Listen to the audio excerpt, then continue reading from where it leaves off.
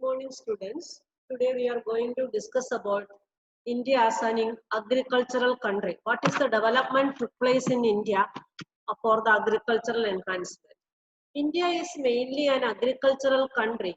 Agricultural accounts for approximately 33% of India's GDP, 33% of India's GDP, and employs nearly 62% of the population. 33% of India's GDP and employs nearly 62% of population.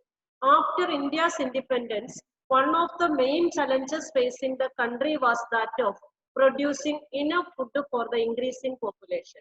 After India's independence, one of the main challenges facing the country was that of producing enough food for the increasing population.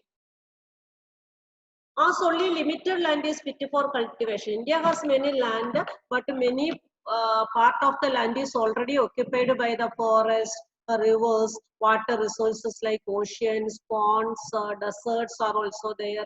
So the land which is fit for cultivation is very less in India. The land which is fit for cultivation is very less only. As only limited land is fit for cultivation, India has to strive to increase yields per unit area from existing farmland.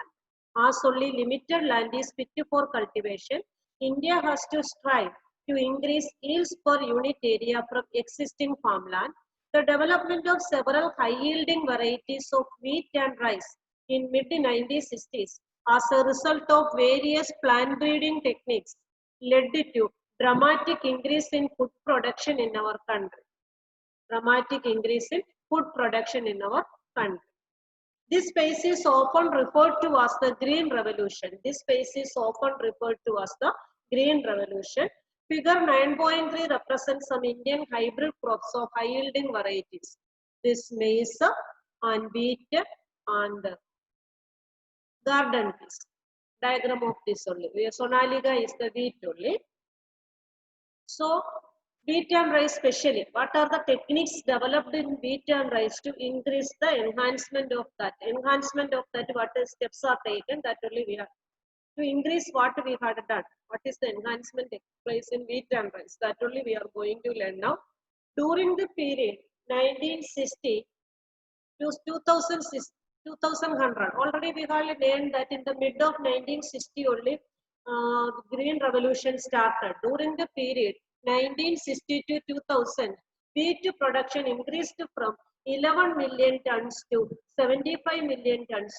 11 million tons to 75 million tons, while rice production went up from 35 million tons to 89.5 million tons. See that wheat production increased from 11 million tons to 75 million tons.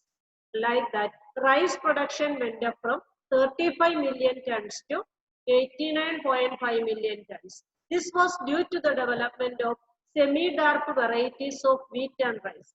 This was due to the development of semi-dark varieties of wheat and rice. Nobel laureate Normani Borlaug at International Center for Wheat and Maize Improvement in Mexico developed the semi-dark wheat. 1963, several varieties such as Sonalika and Kalyan Sona, which were high-yielding and disease-resistant, were introduced all over the wheat-growing belt of India.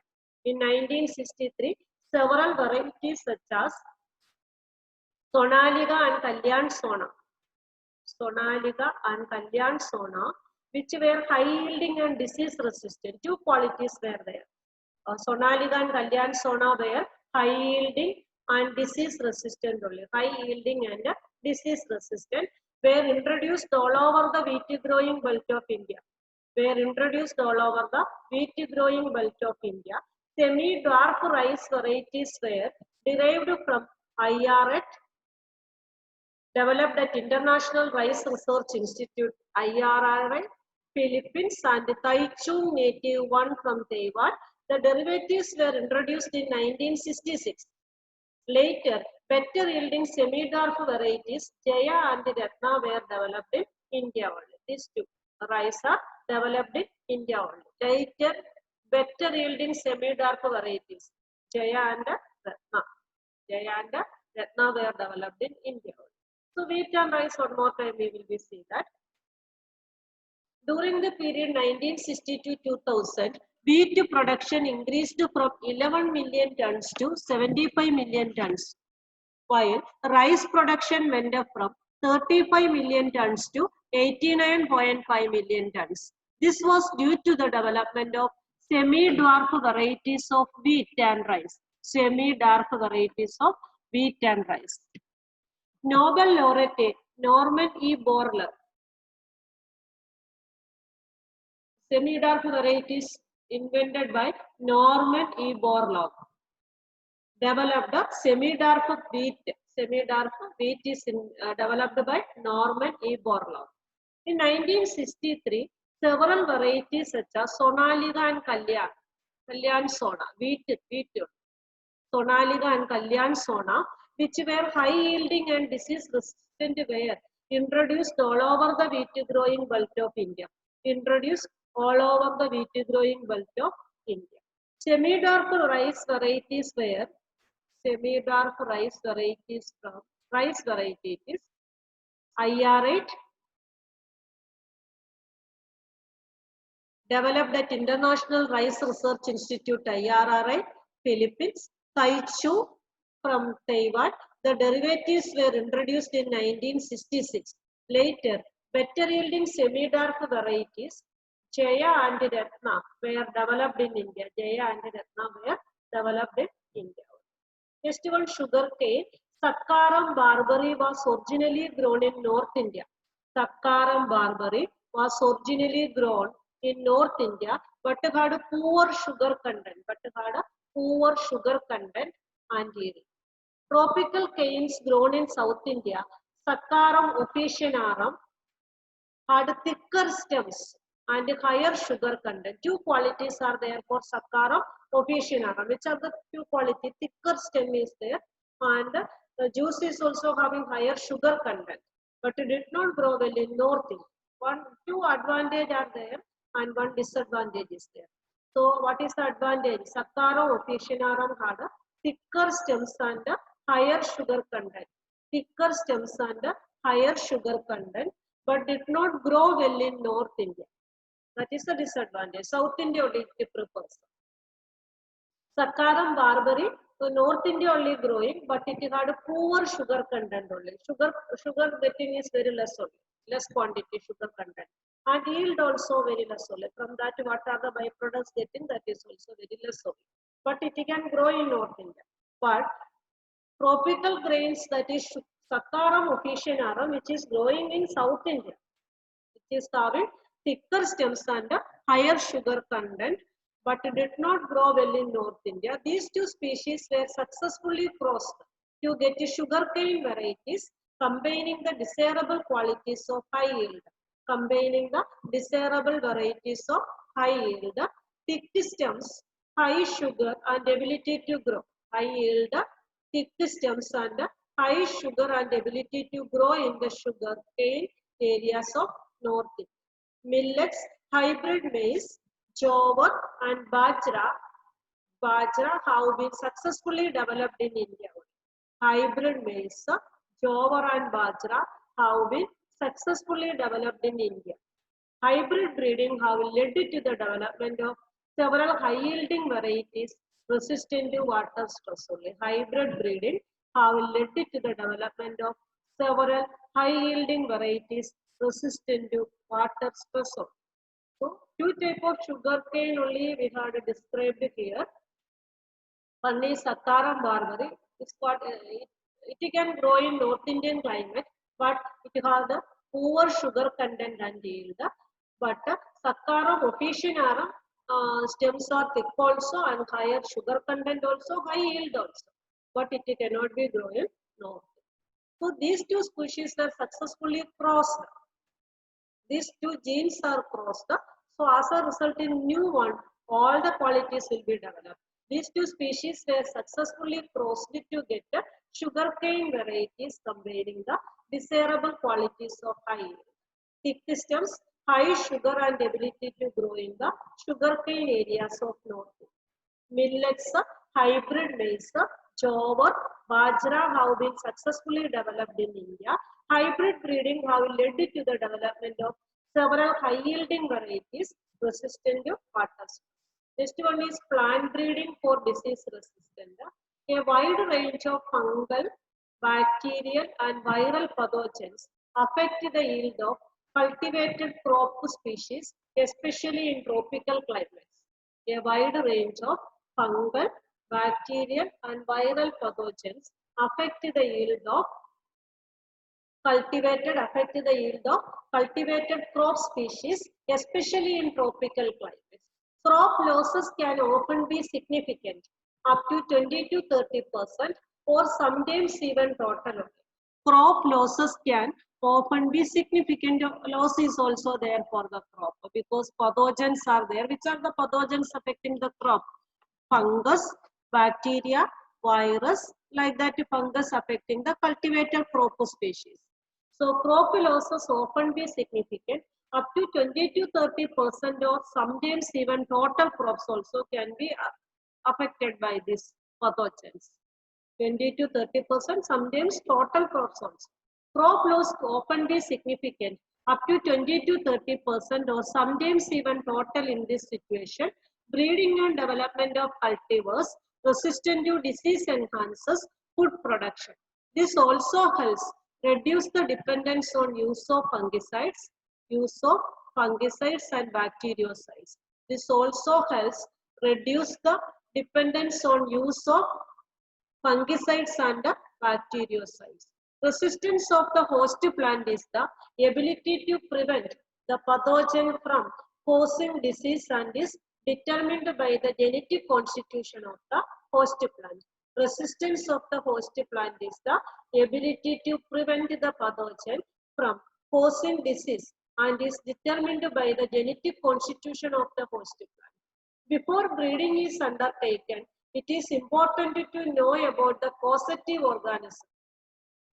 Know about the causative organism and mode of transmission. Causative organism means which organism is causing this disease and how it is transmitted, means spreading from one to another. These two, before breeding is undertaken, before plant cultivation or breeding, two things we have to keep in the mind. If crop is affected by the pathogens, what is the causative organism? Pathogens means fungus is there, bacteria is there, pathogens, other pathogens, viral pathogens are also there. So from that, which is the causative organism can destroy this crop and how it can be transmitted from one plant to other plant. These two we have to take care. Some of the disease caused by fungi, are rust, brown rust of wheat, red rot of sugarcane, late blight of potato by bacteria, and black rot of crucifers, viruses, tobacco mosaic, turnip mosaic, etc. Some of the disease caused by fungi are rust, that is brown rust of wheat, red rot of sugarcane, late blight of potato by bacteria, black rot of crucifers, and by viruses, tobacco mosaic, turnip mosaic, etc. Tobacco mosaic and turnip. So, fungi causing disease are rust.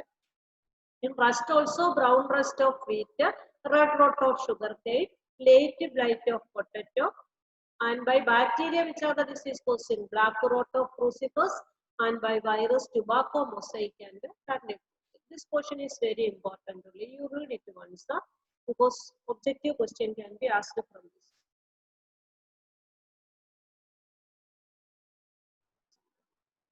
Understood. Plant breeding for disease resistant. So plant breeding, then first we have to take care about the how disease can be resisted, because loss through this pathogen affection of pathogen is very much, 20 to 30%, but sometimes a full crop is going by the pathogens. So that we have to care. Now methods of breeding for disease resistant. Breeding is carried out by the conventional breeding technique. Breeding is carried out by the conventional breeding technique or by mutation breeding only. Breeding is carried out by the conventional breeding techniques or by mutation breeding. The conventional method of breeding for disease resistance is that of hybridization and selection only. The conventional method of breeding for disease resistant is that of hybridization and selection.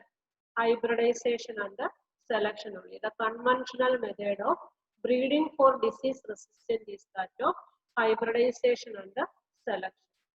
The steps are essentially identical to those for breeding for any other agronomic characters such as high yield. The conventional method of breeding for disease resistant is that of hybridization and selection. First, hybridization doing from that different plants will be formed. From that, selecting the plant which is having disease resistance. Steps are essentially identical to those for breeding for any other agronomic characteristics. Agronomic means agricultural characteristics like a disease resistant, high yield, like that, such as high yield. The various sequential steps are steps we will be seeing. Screening germplasm for resistant resources, screening germplasm for resistant resource, hybridization of selected parents, selection and evaluation of the hybrids, and testing and release of new varieties. For resistant resources, hybridization of selected parents, selection and evaluation of the hybrids, and testing and release of new varieties.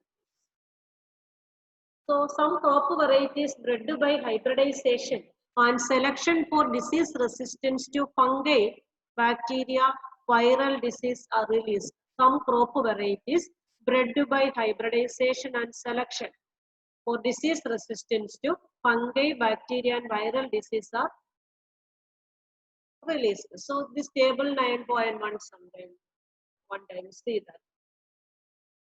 Crop name is wheat, variety Himagiri, resistance to disease leaf and stripe rust, bilband, brassica, Pusa sorghum, white rust. Pusa sorghum and white rust. Cauliflower, Pusa sufra, black rot and curl. Cowpea, Pusa common, bacterial blight. Chili, Pusa sadabahar, Pusa sadabahar. Chili mosaic virus, tobacco mosaic virus, and leaf tail. So, variety of wheat Himagiri. Resistance to which disease? Leaf and stripe rust. Hilbund. Brassica, Pusa sorghum, and it is resistance of the disease white rust. Cauliflower, Pusa sufra, Pusa snowball. Black rot and tail, blight black rot. Cowpea, Pusa common, bacterial blight. Chili, Pusa sadabahar, chili mosaic virus. Tobacco mosaic virus and leaf curl. Conventional breeding is often constrained by the availability of limited number of disease resistance genes.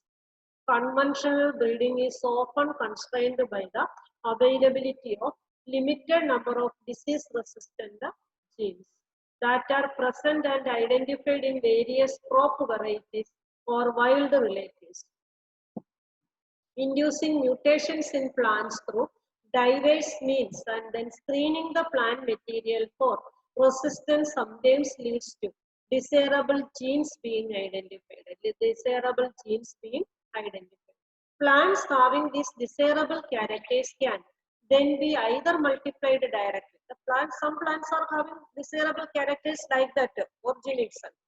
Then that characters can be multiplied directly or can be used in breeding. Otherwise, that gene is taken from that plant and injecting into another plant like that also. Both the methods are very advantageous only. Plants having desirable characters can then be either multiplied directly or can be used in breeding. Other breeding methods that are used are selection among somaclonal variants and genetic engineering. Other breeding methods that are used are selection among somaclonal variants and genetic engineering. Somaclone we will be learned. Clone already we had learned that somaclone also. type of clone it is. Clone only that we will be learning biotechnology lesson. So conventional breeding, which is usable form of breeding, that is conventional breeding, which is user friendly. Breeding is often constrained by the availability of limited number of disease, disease resistance genes that are present and identified in various crop varieties or wild relatives, inducing mutations in plants through diverse means, and then screening the plant material for resistance sometimes leads to desirable genes being identified. Plants having these desirable characters can then be either multiplied directly or can be used in breeding. Other breeding methods that are used are selection among somaclonal variants and genetic engineering. Now we are going to the next topic, that is mutation. Mutation is the process by which mutation, many times we had already discussed that. So in this context, how mutation can be seen. Mutation is the process by which genetic variations are created through changes. Genetic variations are created through changes in the base sequence within genes, resulting in the creation of new character or trait not found in the parental type, resulting in the creation of a new character or trait not found in the parental type. Mutation is the process by which genetic variations are created through change in the base sequence. Base sequence already we had learned: adenine, thymine, cytosine, guanine, like that. Chapter 5 we have read. Resulting in the creation of new character. New character can be changed by changing the base sequence. New character can be formed. How new character can be developed in a plant? By changing the sequence. Base sequence means understood: adenine, thymine, cytosine, guanine. Trait not found in the parental type. From parental, some DNA base sequence should be changed. It is possible to induce mutations artificially through use of chemicals or radiations.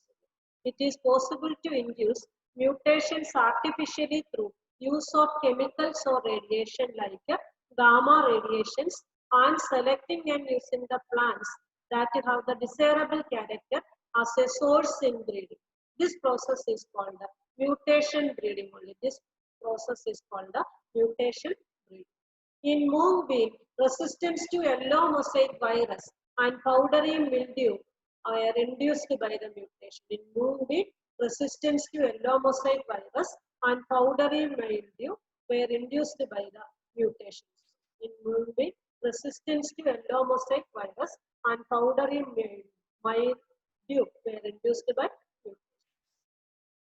So how genetic variations are created? By changing the base sequence from the parent's DNA. What are the base sequence in the parent's DNA? That is changing. That base sequence is changing.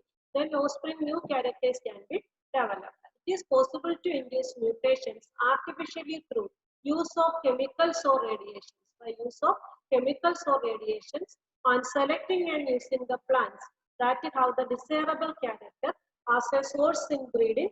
This process is called mutation breeding. Mutation breeding.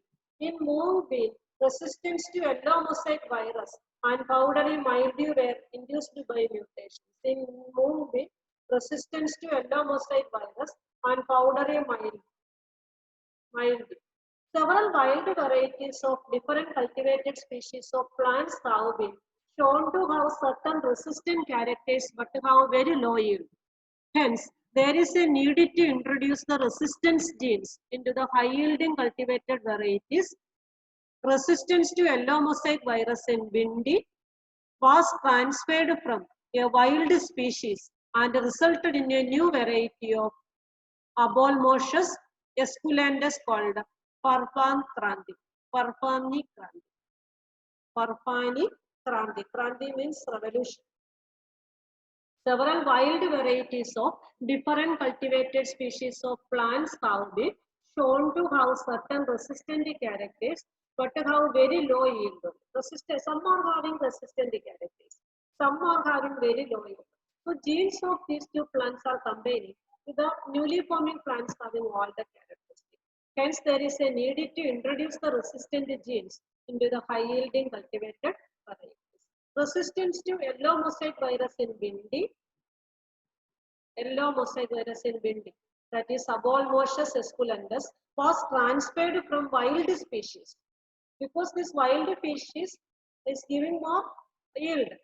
So this resistance gene, the gene which is controlling the resistance, is transferred from Bindi to wild species and resulted in a new variety of Abolmoschus esculentus called the Farfani Krandi. The method you understood. One plant is having this is this. Other plant is having high yield. So the high yield giving was a wild variety only. Wild means understood, not domesticated.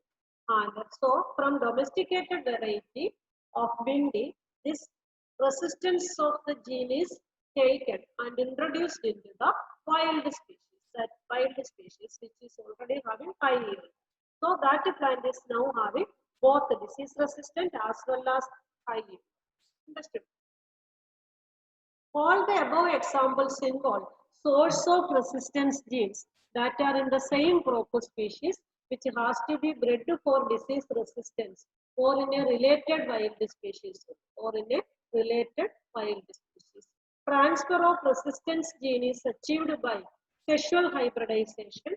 Transfer of resistant genes is achieved by sexual hybridization between target and the source plant followed by selection. So all the above example involve source of resistant gene. From which plant resistant gene is getting, that are in the same crop species which has to be bred for disease resistance. That it should be multiply in number. That gene should be multiply in number. Or in a related wild species also we can collect it. But the species should be same is more good, better. If it is not so in this way, we can collect it from related wild species only. So wherever this disease resistant gene is getting, from that plant it should be collected and multiply that gene in number and introduce into other plant. Transfer of resistant genes is achieved by sexual hybridization between the target and the source plant followed by the selection.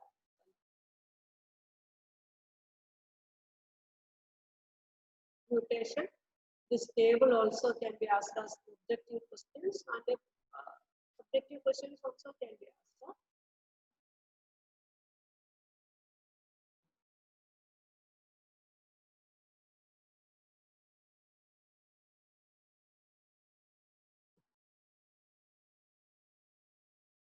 So today we have started from India as an agricultural country, and what are the changes happening through green revolution, which is started from the mid of 1960s, and what is happened through wheat and rice. Through this green revolution, what enhancements is done in wheat and rice also learned, and what enhancement done for sugar cane, millet also learned. These are enhancement to increase the yield. And now plant breeding only. Next topic concentrated on plant breeding for disease resistant. Methods of breeding of disease resistant. That all we had already learned.